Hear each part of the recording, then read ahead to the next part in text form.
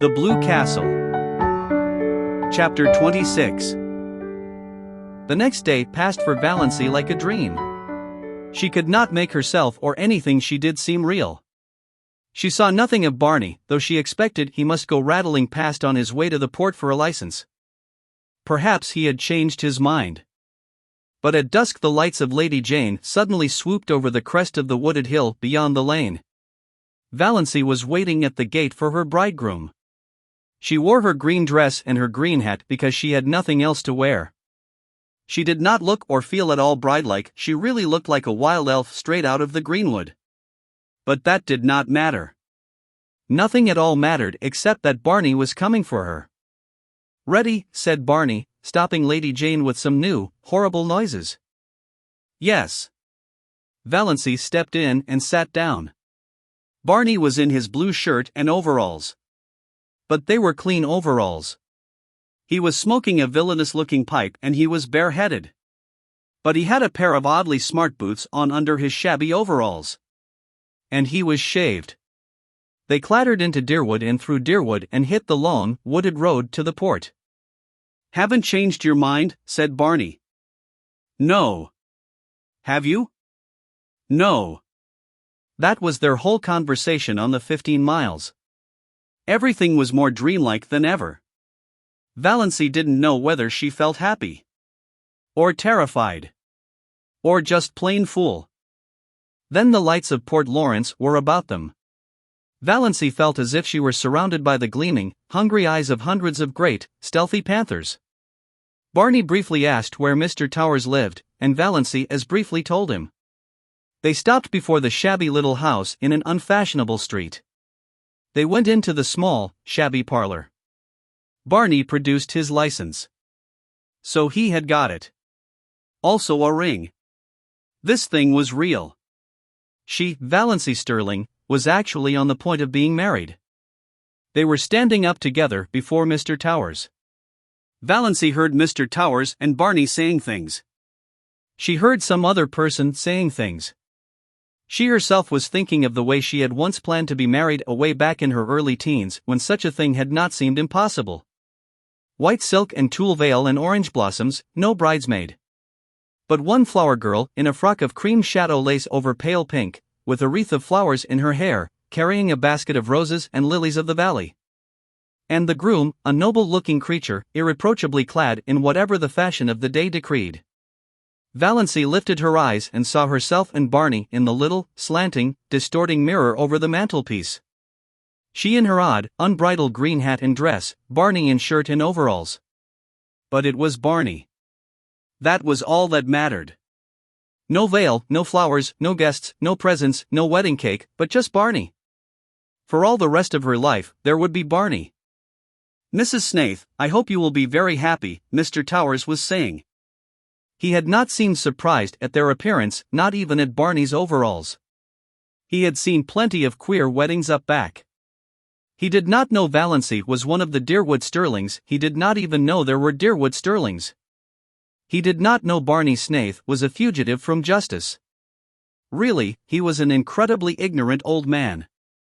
Therefore he married them and gave them his blessing very gently and solemnly and prayed for them that night after they had gone away.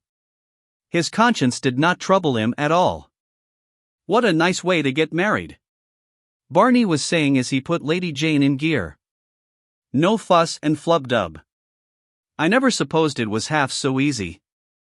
"For heaven's sake," said Valancy suddenly, "let's forget we are married and talk as if we weren't. I can't stand another drive like the one we had coming in." Barney howled and threw Lady Jane into hide with an infernal noise. "And I thought I was making it easy for you," he said. "You didn't seem to want to talk." "I didn't. But I wanted you to talk. I don't want you to make love to me, but I want you to act like an ordinary human being. Tell me about this island of yours. What sort of a place is it?" "The jolliest place in the world. You're going to love it. The first time I saw it I loved it. Old Tom Montgomery owned it then. He built the little shack on it, lived there in winter and rented it to Toronto people in summer.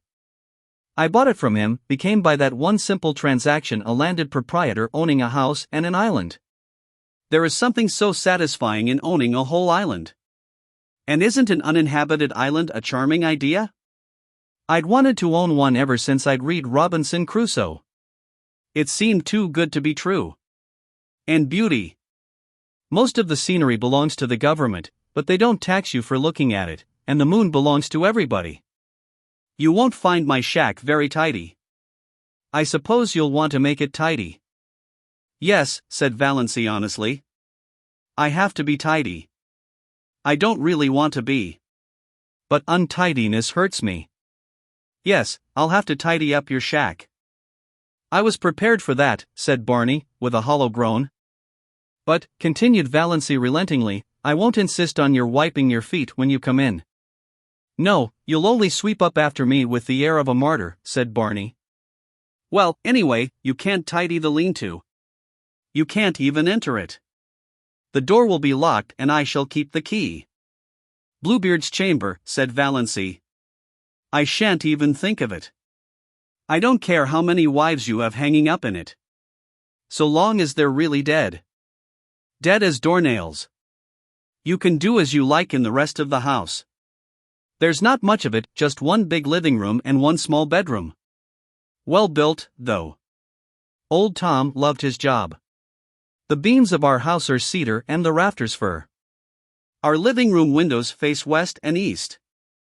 It's wonderful to have a room where you can see both sunrise and sunset. I have 2 cats there. Banjo and Good Luck. Adorable animals. Banjo is a big, enchanting, gray devil cat. Striped, of course. I don't care a hang for any cat that hasn't stripes. I never knew a cat who could swear as genteelly and effectively as Banjo. His only fault is that he snores horribly when he is asleep. Luck is a dainty little cat. Always looking wistfully at you, as if he wanted to tell you something. Maybe he will pull it off sometime. Once in 1,000 years, one cat is allowed to speak. My cats are philosophers, neither of them ever cries over spilt milk. 2 old crows live in a pine tree on the point and are reasonably neighborly. Call 'em Nip and Tuck. And I have a demure little tame owl. Name, Leander. I brought him up from a baby and he lives over on the mainland and chuckles to himself o' nights. And bats, it's a great place for bats at night. Scared of bats? No, I like them. So do I. Nice, queer, uncanny, mysterious creatures. Coming from nowhere, going nowhere. Swooth. Banjo likes 'em, too. Eats 'em. I have a canoe and a disappearing propeller boat. Went to the port in it today to get my license. Quieter than Lady Jane. I thought you hadn't gone at all, that you had changed your mind, admitted Valancy. Barney laughed, the laugh Valancy did not like, the little, bitter, cynical laugh. I never change my mind, he said shortly. They went back through Deerwood. Up the Muskoka Road. Past Roaring Abel's. Over the rocky, daisied lane. The dark pine woods swallowed them up. Through the pine woods, where the air was sweet with the incense of the unseen, fragile bells of the linneas that carpeted the banks of the trail. Out to the shore of Mistawis. Lady Jane must be left here. They got out. Barney led the way down a little path to the edge of the lake. There's our island, he said gloatingly. Valancy looked and looked and looked again. There was a diaphanous, lilac mist on the lake, shrouding the island.